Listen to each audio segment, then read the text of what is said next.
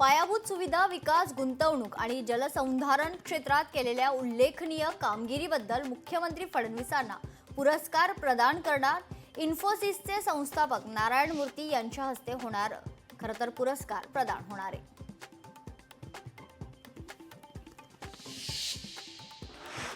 महाराष्ट्र भूषण पुरस्कार 2024 लवकरच जाहीर करण्यात येणार आहे। विधिमंडळाच्या बैठकीत मुख्यमंत्री फडणवीसांची माहिती।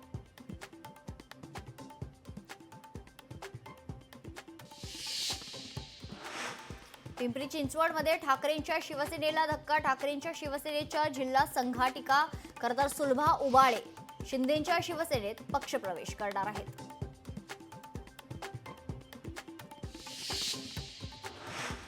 मल्हार सर्टिफिकेशन वरून विश्वस्तांमध्ये मतभेद नाही, मार्तंड संस्थांच्या विश्वस्त मंडळाचा मल्हार नावाला पाठिंबा, मुख्य विश्वस्त अभिजित देवकाते यांचं स्पष्टीकरण।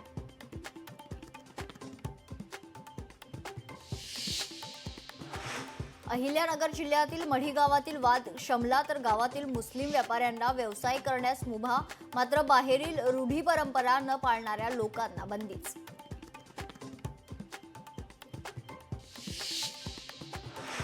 सांगलीत बेदाणा दरात वाढ कायम आहे, तर बेदाण्याला प्रति किलो 300 रुपयांचा मिळाला उच्चांकी दर, द्राक्षांचे उत्पादन घटल्याने बेदाण्याच्या उत्पादनावर परिणाम।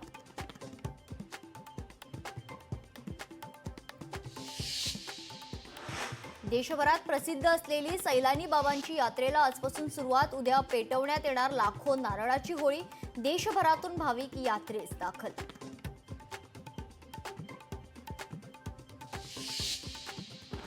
अमरावती जिल्ह्यात नाफेडच्या 21 केंद्रांपैकी 5 केंद्रांवर तूर खरेदी सुरू, तर त्यामुळे खासगी बाजारात शेतकऱ्यांचं प्रति क्विंटल 400 ते 500 रुपयांचं नुकसान।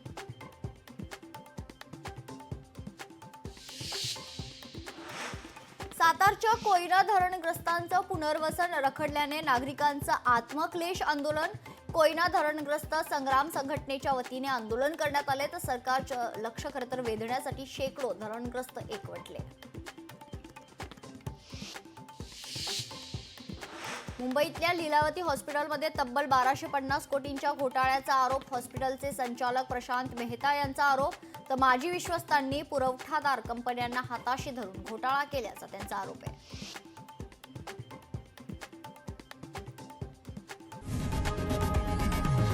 लोकशाही मराठी ऐका, पहा, जागरूक रहा।